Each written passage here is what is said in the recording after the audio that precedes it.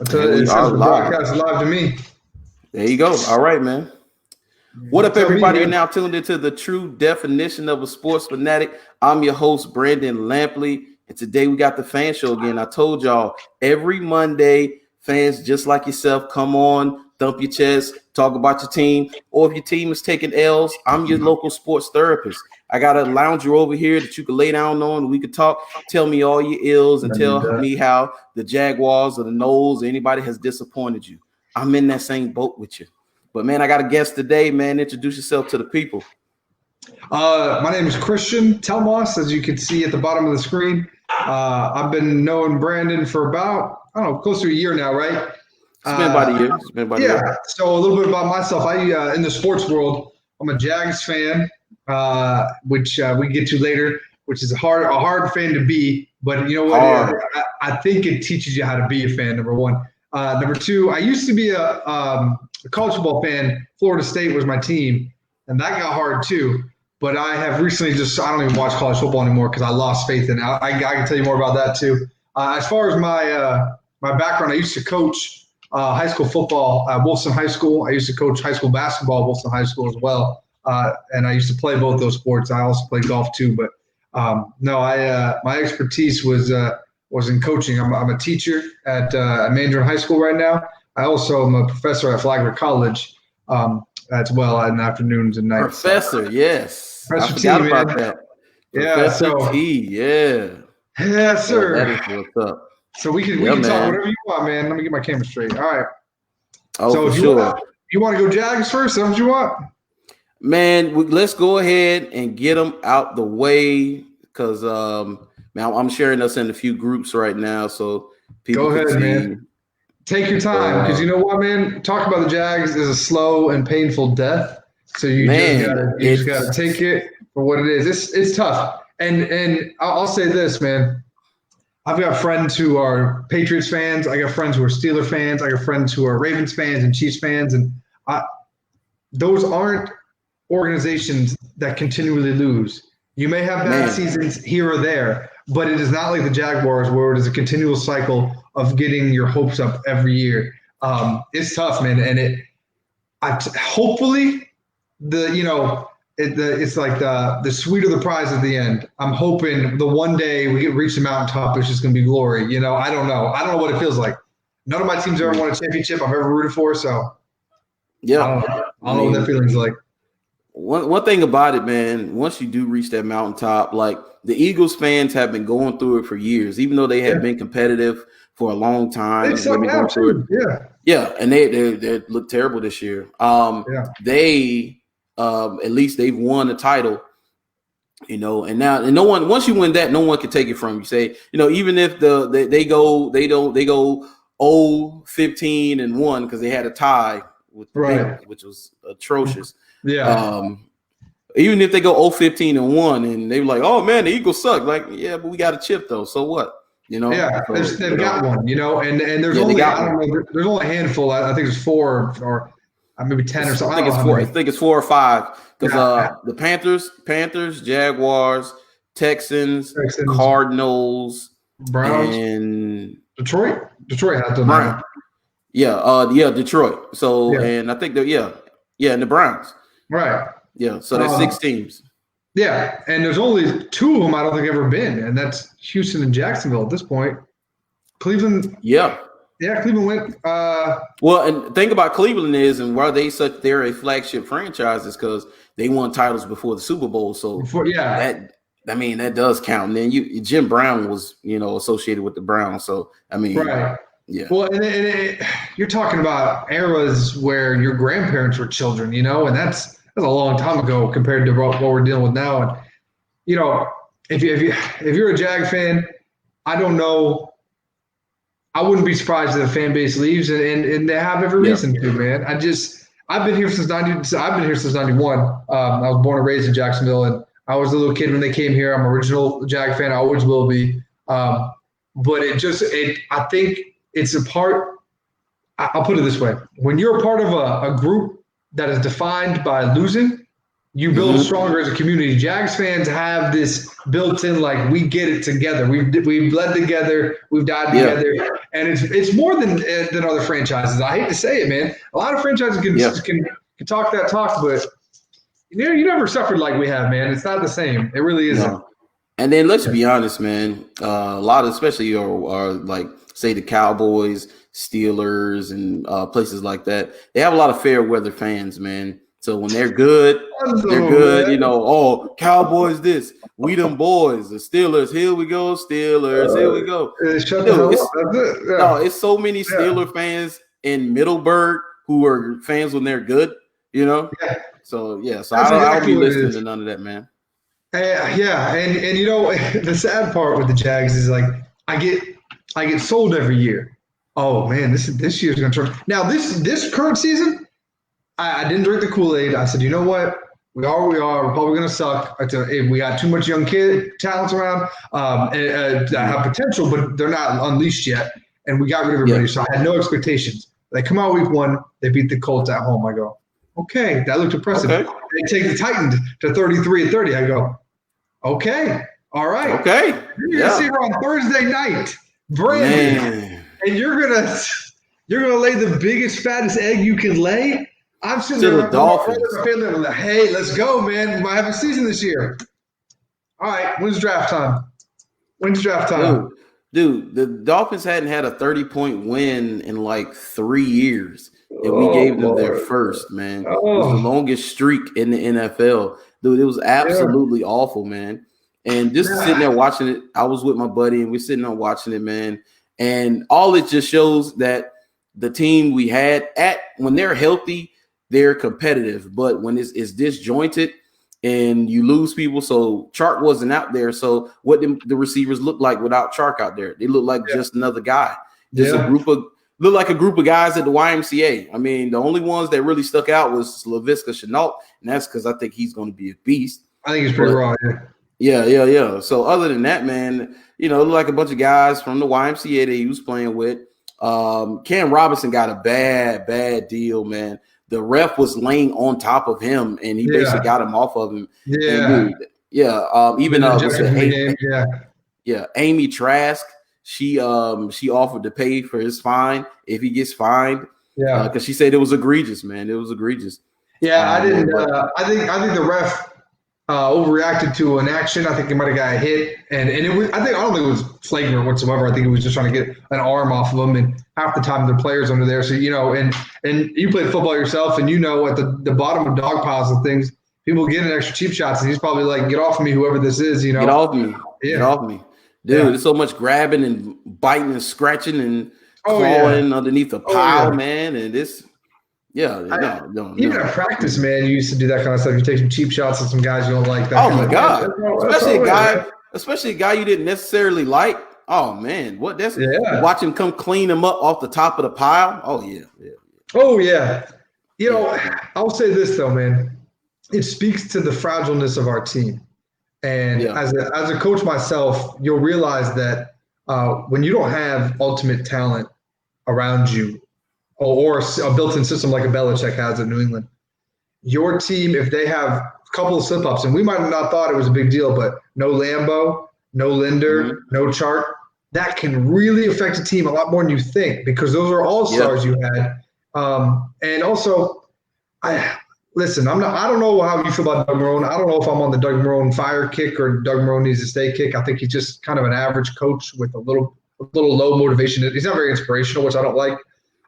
As an individual, but I do know his job is more difficult than people give him credit for, which is why it's very tough for me to criticize coaching or players, man. And if you played the game, you do understand how hard it is to actually win in any fashion, So yeah.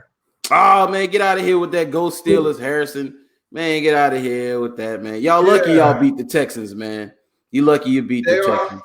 First off, they'll be sitting in the no playoff zone with us, so I'm not even worried about it, because they're not going to win the division. Ravens will win the division, and they ain't got the wild card because you got they're one Big Ben trip on an extension cord at his house from being out of the playoffs, man. He gonna trip over an extension cord and crack his collarbone or something crazy like that, man. I give Big Ben credit, man. You've been in the league now for 16 years. That's not anything to be taken lightly, but you're right. He's old as hell, and I'm impressed with what they have been able to do. They got the Bills and the Patriots come out of the East. I mean, you've got the West. You got the Chiefs. The Raiders look good. Oh boy, the Raiders look good. And then you got the Ravens, man. I think Ravens. I know Tennessee looks good. Texans, I don't know what's going to happen with them. Maybe the Steelers get a wild card spot. They might get one, but tough division though, man. Except for the Browns.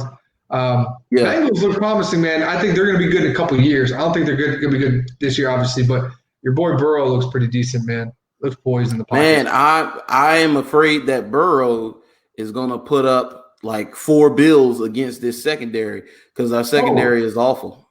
You're scared of that? You're scared of that? No, man. You should bet that. Oh, that's gonna happen. That's what's going to happen. The secondary, unfortunately, for the Jaguars is a little rough around the edges. And I don't mean that. I don't think that. See, this is the stuff we talking about right here. See, Harrison, if you're gonna be a fan, be a true fan. You won by 7.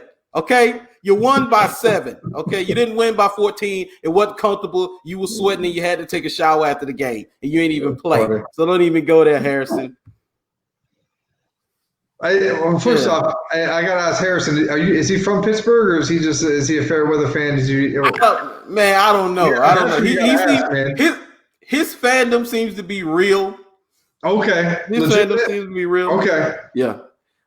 Jags D suck. Thank you, Phil. Absolutely, we probably gonna get Joe Burrow might toast us. I'm letting people know that now. Well, I'm gonna ask you this question, Brandon. What's the bigger problem? Is it the secondary or the lack of pass rush? They go hand in hand. But I think the secondary being very young, I think is more of a detriment because you've seen when he sends pressure and sends blitzes, we get home from time to time. But because the back end is not that good, I mean, does it really matter? So yeah. What position did you play in when you play ball? Were you D-line? Offensive and defensive line. Let's see. I'm from Jacksonville. Was born a Steelers fan. My dad was carried. Okay, yeah. So I know. I don't question his fan. He's legitimate. All right. But I mess with him though because he likes to talk trash earlier, so I didn't want to. He liked to talk trash though, but he liked to troll. But this is funny though. He can't troll me right now. You know why? Because he's a Seminole fan. Let me get a Whopper. Let me get a cheese and bacon on that 50 burger you got put up on you, Harrison. Please let me get that. Hey, those are done, man. They're done. Program's done. I want them to have the same energy for Mike Norvell that they have for Willie Taggart. That same energy, man. They're not. First off, the talent's not there. They made a recruit. There's too many schools around Florida State. They're no longer the big dog on campus. Ever since Jimbo left, the talent left. I never thought Taggart was a great coach. And I think, unfortunately, when Bobby Bowden left, I mean, the vibe of the campus changed too. But Jimbo was able to keep it afloat and win the championship, whatnot. But they're done, man. The program's not going to come back for a long time. Yeah. Hey, yes. Too much zone. You're right. Jaguars run too much zone. Get off FSU. Yeah, I agree. I want to go back to you FSU too? Oh, I'm sorry. We going to talk about Florida State because the Florida State fans be giving me crap about the Jaguars. I mean, and you a Jag and FSU fan. A bottle and a gram on me. Bottle and a gram on me. You want a loud pack? You want some Reggie? You want some mid? What you want? Because I know you're struggling, man. Hey, I tell you what though, man, with the Jags, you can't. Our coach got COVID out of the season. Is dead when you recruit. All that, and more. To go off of my boy, it was Phil who was talking. I don't know if you can play man because I don't know. CJ Henderson looks okay, but your safeties, I don't know if they can cover. If you're talking a strict man-to-man, I don't know if they can cover tight ends or even slot receivers. You got DJ Hayden, who's a pretty good nickelback. But what you need to end up doing, unfortunately, is you got to play zone with these young guys. But the problem is, you know who disappointed me the most? Josh Allen, man. Yeah. Well, you know what? I will say, I feel you. I will say this about Josh Allen. Remember, after Yannick had his breakout year 2017, sure. I mean, he was that guy. He can't follow up with a lackluster 2018. And it's because It's because he was getting doubled. They played him differently. Josh Allen is the guy now, and he has to adjust being the guy. So I expect him to be better down the stretch. I wouldn't be surprised if he ends like our last 10 games with about 7 or 8 sacks. It's going to take him time to adjust because remember, it took Yannick a while to get cranked up in 2018. He finished strong. I agree with that. I think he will find his niche. However, if you want to be considered a great defensive end, double teams don't mean anything at that point in time. You want to be the best, you get sacks consistently. And you can't go the first 3 games against quarterbacks who I don't particularly find they're a little elusive, but it's not Lamar Jackson and Patrick Mahomes. You can't go for no sacks in those 3 games, man. You got to be better than that. Yeah, I say straight, big secondary. Right, I agree. I agree, Harris. Like Brandon said, it goes hand in hand. It goes hand in hand. Miles Jack is our best defensive player right now, hands down. Right. It's not close. Yeah. You know, I've been impressed with one thing. Our run defense has been shored up from last year, 100%. Mm-hmm. Nobody's been able to run drastically over us. You know, I don't think that's we shut down Derrick Henry, I thought, pretty well, but you can't shut down one and let the other slide. Because what's the point? You know what I'm saying? They're still going to pick you apart in the backfield. So, and you know, it's unfortunate because I think Minshew's got some talent, man, but you can't expect a young quarterback in second year to put up 30 points every week. He's not going to do that. He's going to have it. He's not going to know. I'll tell you who I like, though. James Robinson's bad, man. James Robinson is a ball player. He's legitimate. James Robinson. He's the bright spot in all of this. Man, he's very shifty. Reminds me a little bit of Jones Drew. Power, low to the ground. I think, and no respect to MJD. I think he's shiftier. I think he's a little bit more like, at 22.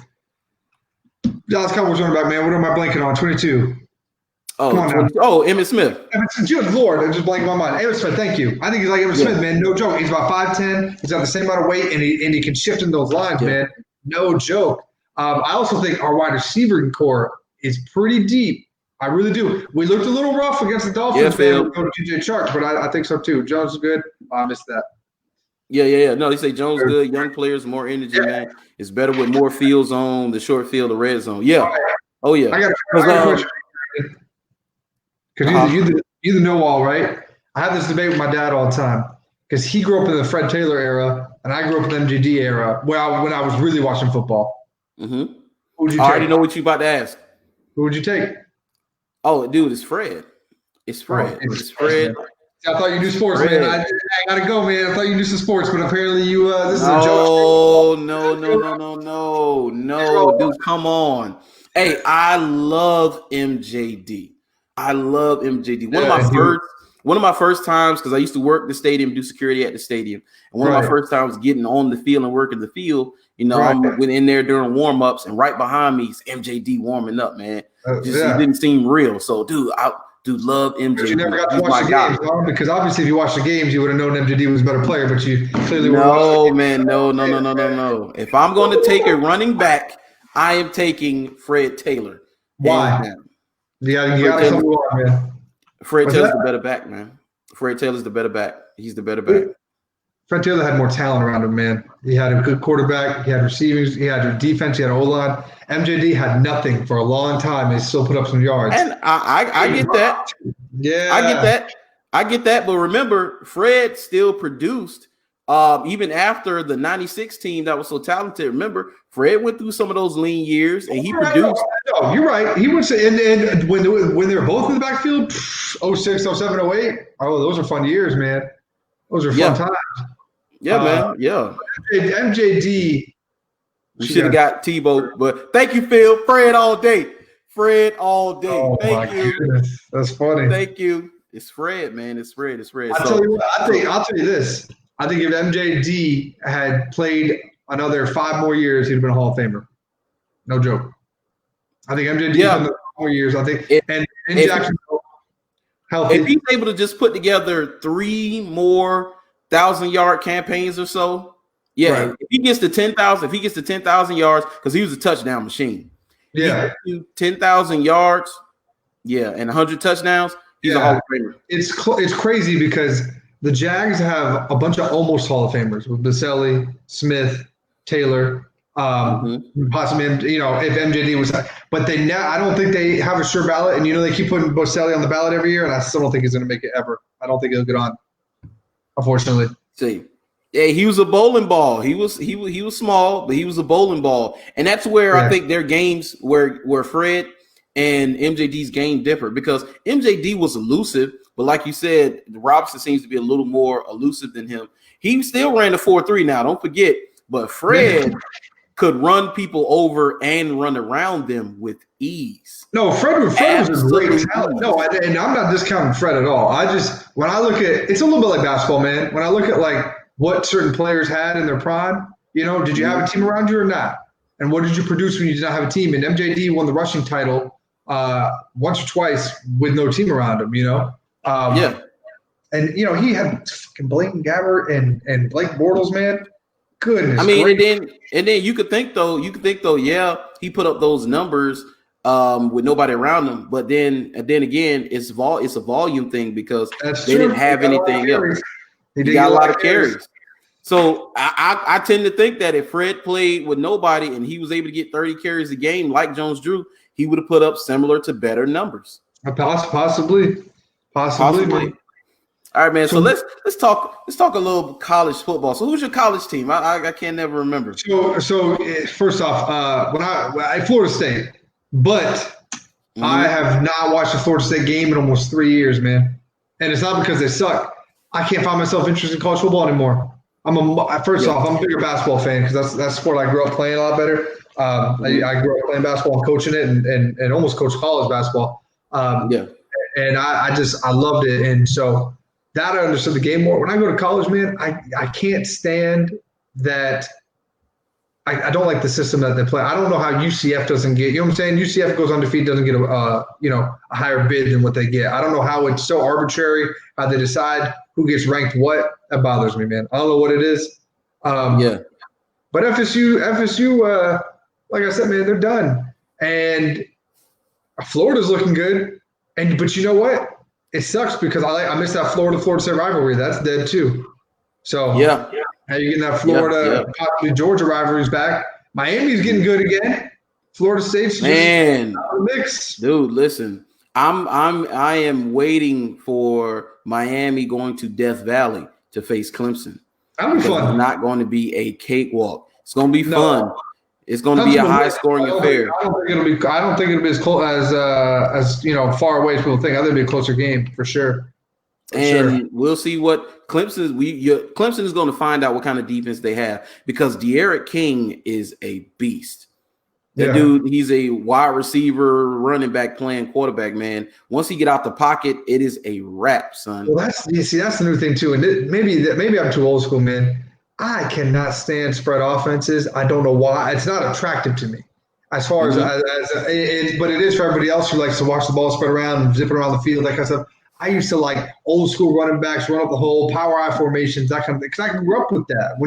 In the late 90s, early 2000s, nobody was spreading the ball around and having a spread formation. These flex Chenaults walking around who could do running back and wide receiver. That wasn't a thing. Maybe I'm just too old school, man. Maybe I'm just an old man now. I don't know. But, and then I think offenses have gotten more diverse over the years, because I'll tell you who's a great offensive mind, and he gets credit, but I don't think he gets enough for his offensive creativity, and that's Josh McDaniels in New England. Oh. Yeah, Josh McDaniels is a bad dude. McVay get the credit. Yeah, McVay gets credit. Reed gets credit. Doug Peterson gets credit. The Shanahans get credit and all that. But Josh McDaniels, I guess he flamed out in Denver as a head coach. It is what it is. But offensively, man, look at the offense he's designed around Cam, using all of Cam's strengths. Yeah, all of Cam's strengths. It's a totally different offense than what they have with Brady, and they knew that going in, and he designed a whole new program tailored to his new quarterback and his new system, and it works. It's doing well. That's so. Back when I was a coach, I was a wide receivers coach, man, and you've got to tailor to the type of receivers you had. We had receivers, none of them were over 6 foot tall. So with that, man, we had to run this spread offense, but it was a lot of shifting in motion, man. We had to get them on reverses. We had to do option plays. We had to do quick bubble screens. you can't float it over the top. You can't have them on deep post routes in the middle because they don't have the height to go up and get it. Yeah. And if you look at Cam, you 2 yards to go, you run him in a QB draw situation. You don't do that with Brady. It's just that's a smart man. He's bright. And obviously Belichick is smart enough to delegate the responsibilities to him. Obviously. So McDaniels, once he didn't take the Indianapolis job, I knew he was going to stay there. He's waiting for Belichick to retire, man. Why go anywhere else? What do you have to prove? No, why go anywhere else? Yeah, you go with unless you've already tried the head coaching thing and it fizzled. You can try again, but right now you're winning championships, man, or at least going to them. Have the best chance to go to them. But I tell you what, man, if you were asking me to put money on who's going to win this year, I think the Ravens look good, bro. I think the Ravens look good. Chiefs look good.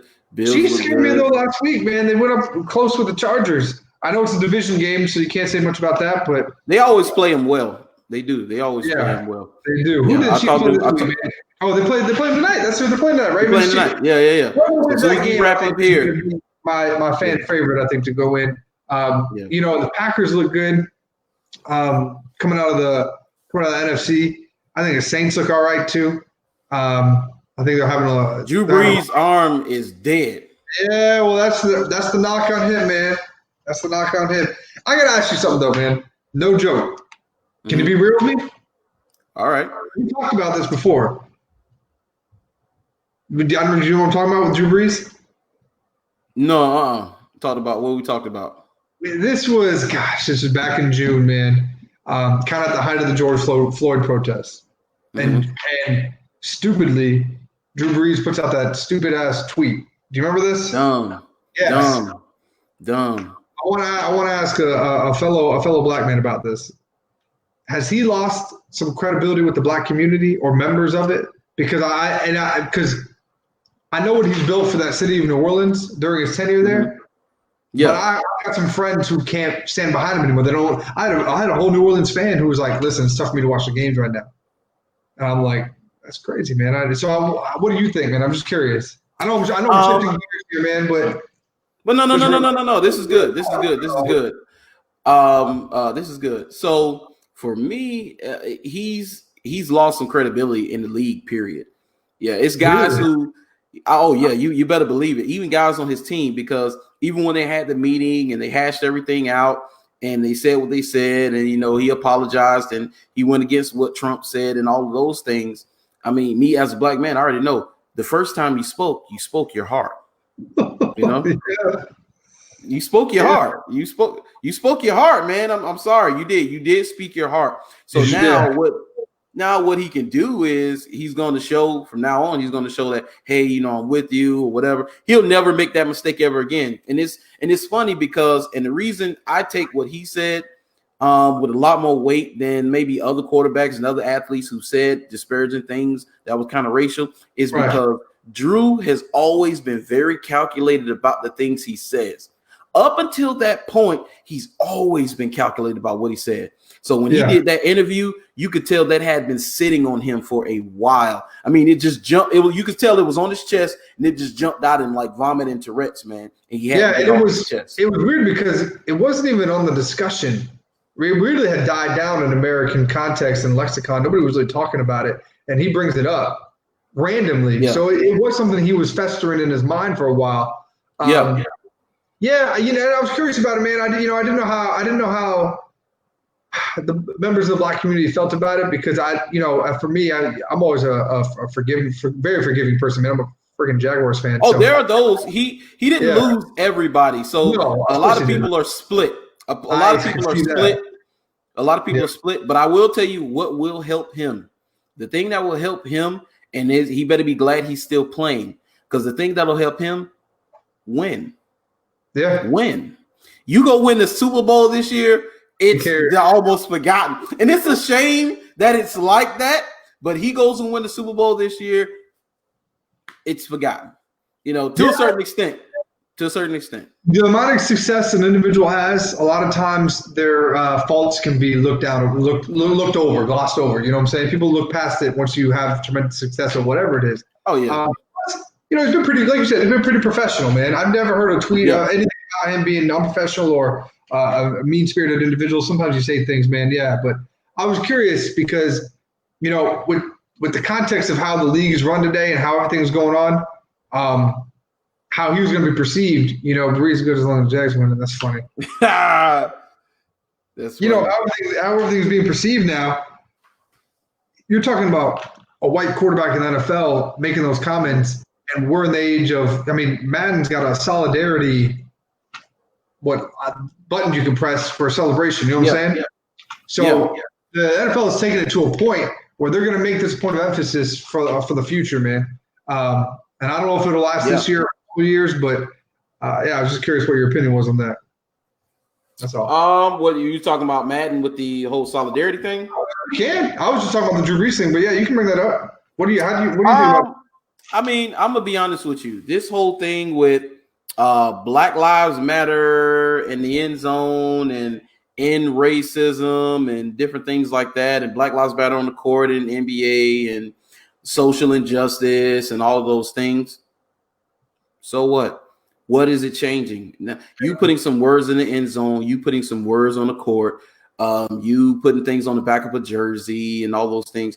Nothing has changed. Tentative change has not been made. It's a nice gesture and all, but now what it's led to is people pandering now. Now Uber's pandering. They're like, if something about delete our app if you have an issue with us promoting black or something like that. I saw.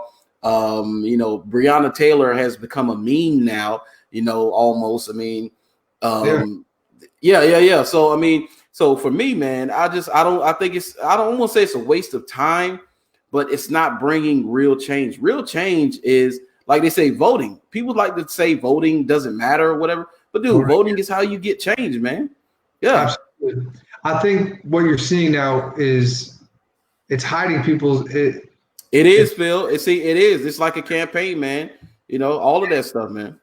It's hiding people's true character. I think that this movement it's an easy jump for people who have some white guilt to go, oh no, I'm for the Black Lives Matter cause. I'm with you. When they might not feel that way, but it's an easy jump to go, I can stand behind this because it's easy. It's easy. Yep. All I gotta do is watch a football game to say I support it. Sign me up. That's about the easiest thing you can do. I got to sit there and watch and go, I support the cause. You're right, man. I don't think there's enough awareness. We all know. Yes. And if you're living in this nation, you don't know what's going on, then you're oblivious. You don't need you're right. The painting the end zone and the celebrations or, players or people's names. You're right. True action and change comes from an educated base. And with the educated base, you vote, you go out and you speak your mind in city halls and with your government. And you go out and work with police officers and teachers and things, and you perform there. But if you want social justice in anything, not just in the Black community, anywhere, you've got to have an educated base. And I don't know if just promoting the cause is doing much. I'm a white man, so what? I don't know what I'm seeing one lens of it, and from what I'm seeing, I'm going. I hope it does something, but. I don't know what it's causing, Right. So like I always say, wherever there is an agenda, there's always going to be people there to hijack it. So no matter what you're trying to do, what you're trying to accomplish, there's always going to be somebody there to take it and say, hey, I'll take it, switch it to whatever they want and to make it their own, man. And so he said 100, Chris. He with you. Yeah, he said 100. Me? Oh, okay, good. I appreciate you, Phil.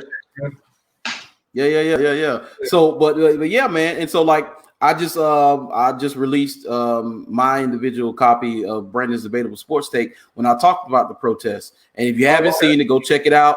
I got it up on Facebook, Instagram, and YouTube. Go check it out. And I talked about remember the Jacob Blake shooting, and people were talking about how people reacted to it, and the leagues protested. Football players didn't practice, basketball players didn't play, and all those things.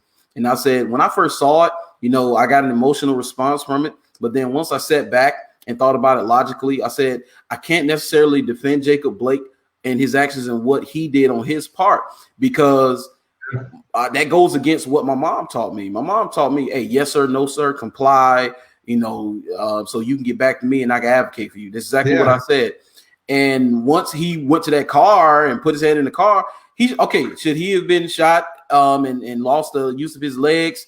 No, I don't think he should have been shot. But once you go there, it's hard to defend that point now, And then with the protest, I said with the protest, okay, so athletes, entertainers, and things and musicians are not the political leaders in the Black community. They're not.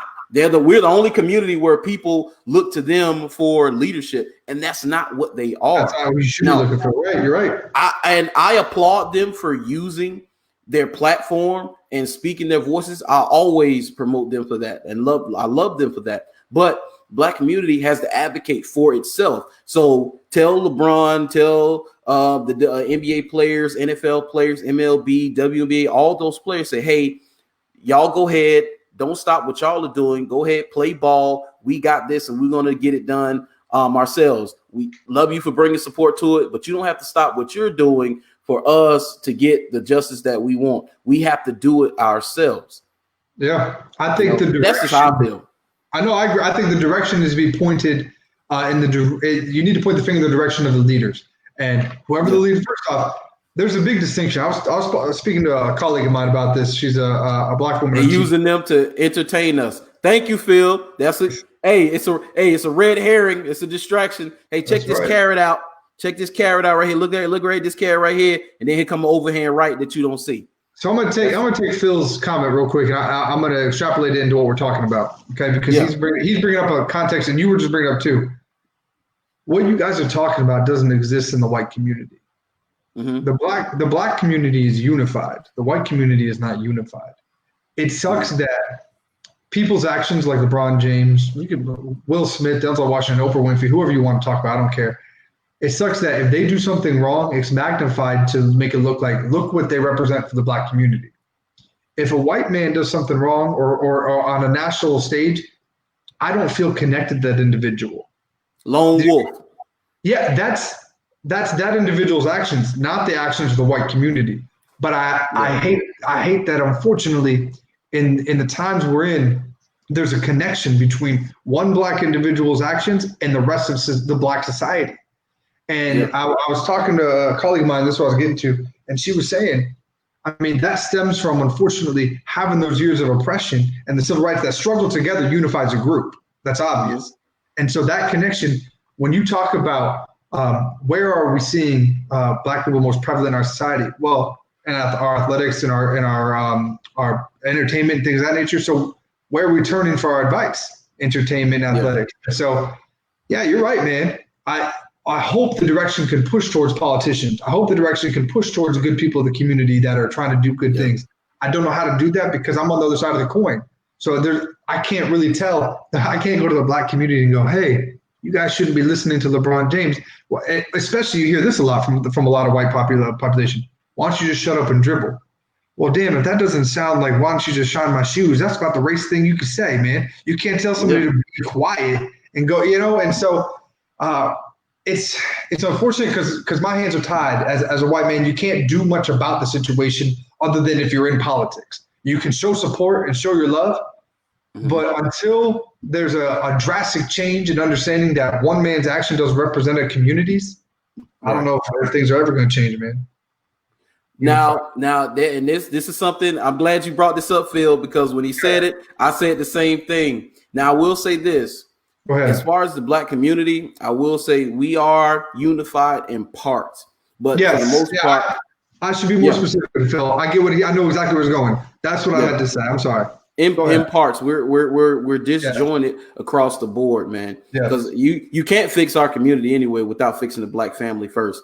Man and woman in the home with the children. That's where it starts. Every family works like that. Yeah, absolutely. Yeah, you're right about that. Yeah, and it's funny, man. Like take Michael Jordan, for example. He gets a bad rap because he wasn't very political, during his playing days. And he didn't really he was a controversy where he supposedly a guy was running North Carolina. On the Last Dance they had it. On Last Dance. Yeah. He sent a contribution, but he didn't openly come out. He's not like LeBron when it comes to politics. And I understand where he came from at that time. It's a different time now. So people give him grief for that. And it's funny, Andrew Hawkins used to play for the Cleveland Browns and the Cincinnati Bengals. He does a parody of The Last Dance. If you've never seen it, go check it out. He got it on. It's on YouTube and it's on his Instagram. Go check that out, man. And so he does a spot on impression of Dennis Rodman, spot on of Jordan. That's pretty good. That's impressive. They got a guy who does Barkley, Magic. That man, dude, it's so funny. Got a white guy for Larry Bird, and he's pretty good. So with when Andrew Hawkins is Jordan, they say, so what do you say to the notion of shut up and dribble? And he said, bet that. And, and that was it. And I was like, oh, dude, that's the rap that Jordan gets. That's the rap that Jordan gets, man, because it's so funny, man. It's so funny. No, you're right. And I don't know what the solutions are, man. The best solution I can find. You're right. You're saying unified in parts. Yeah. And from an outside perspective looking in, I don't know if other white individuals see that. I understand it, and there's people that I get some media exposure to. News backs from movies to the street news. Why they only interview blacks in neighborhood on local news? Oh, dude, that's a whole. We ain't even gonna get into that really, because that's a whole nother conversation, man. When they do to my, I was on my way to McDonald's, and dude, as soon as I hit dude, oh man, no, man, hey Phil, that right there, we can get on the podcast and talk about that. That right there, yeah, for sure, man, for sure. Yeah. But speaking of NBA, man, I know you're a basketball guy. So who you got? Lakers, Heat. My Nuggets are gone, man, so I don't care anymore. I don't care. You was a Nugget. I didn't know. I would have got you on here sooner, so I could have roasted you. I didn't know you was a Nugget. I know. I was a huge I think Jamal Murray is a special talent. Dude, Jamal is a stud. Yes, Jamal, I think he's not a household name yet. I think he became one as a result of the playoffs. I think Jokic is probably the best passing big man I've seen in the last 10 years. For me, I think it's not even close. He can facilitate the floor really well. I like the Heat, not to win it. I think the Lakers are going to win it, but I like the Heat's ability to have not no names, because that's a disrespect to the players on the court. I give them 2 games, but they're going to get 2 games. They don't have the caliber of talent the Lakers have, or household names, but man, they figured out how to play in a system where they can shoot and they can run. Yeah. Man, Jimmy Butler might have proved that he's in the contention in the All-Star ranks of the James Hardens, Russell Westbrooks, Giannis. He's up there. I think he's proven right now, like star to superstar. Yes, that's what Jimmy Butler has shown this year. He did it. He already did it in the finals. He did it.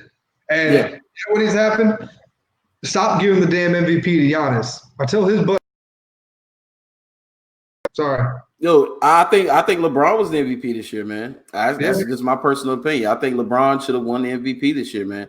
Dude, I watched him in that closeout game against the Nuggets, and it was at a point where they were up, but the lead that they had with 5 minutes left didn't feel comfortable at all, because I know what Jokic can do. I know what Jamal Murray can do. Yeah. Jeremy Grant is awesome. He's good too.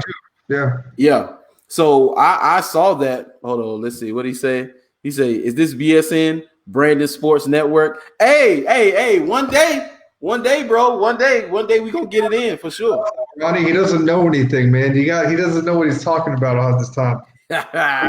Talking about MVP.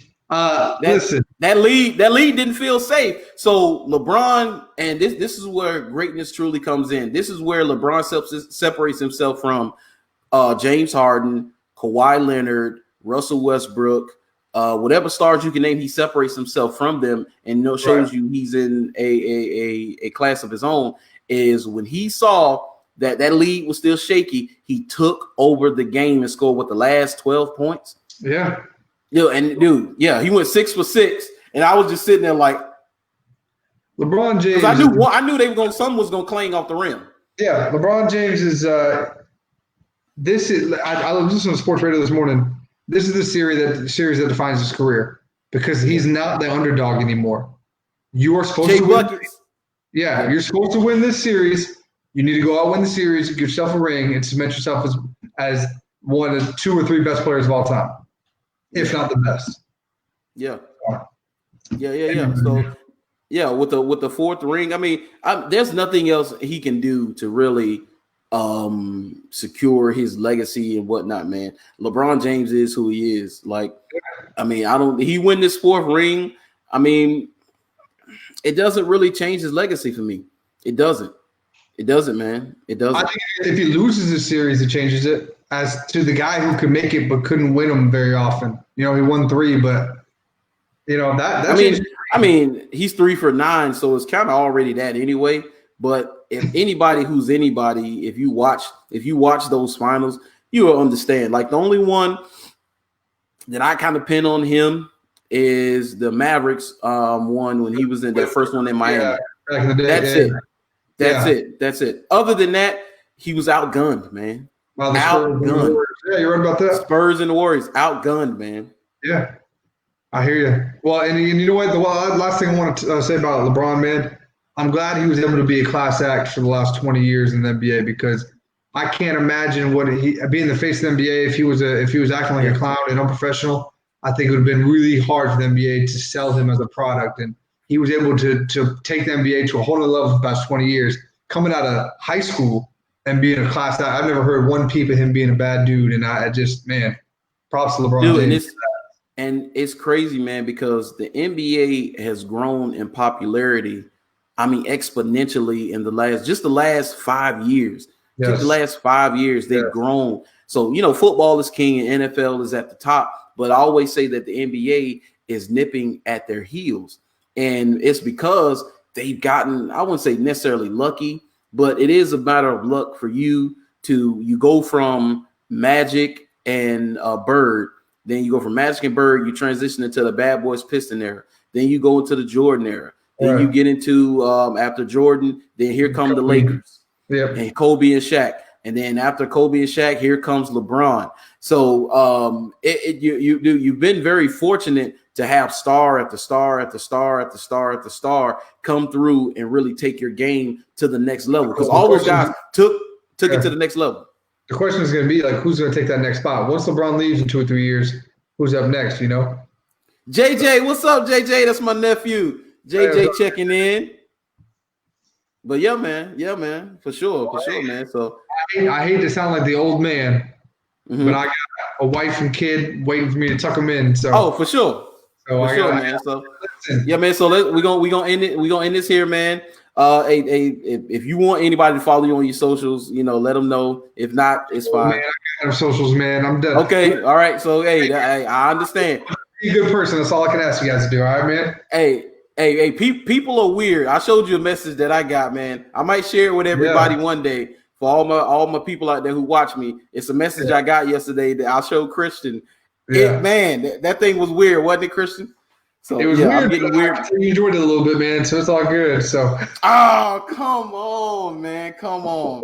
But anyway, man. Hey, man. Hey, people. This was a good show, man. This was the fan show. I told y'all, anybody who wants to come on every Monday evening, try to do it before Monday Night Football. Make sure you check out the YouTube, True Definition of a Sports Fanatic podcast, same name, Spotify, iTunes, Google Podcasts, all those good things. Also, check out Brandon's Debatable Sports Take. I just dropped another episode, so go check that out, man. Please make sure to like, share, subscribe, man.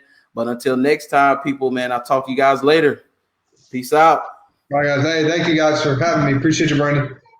For sure, man. All right, buddy.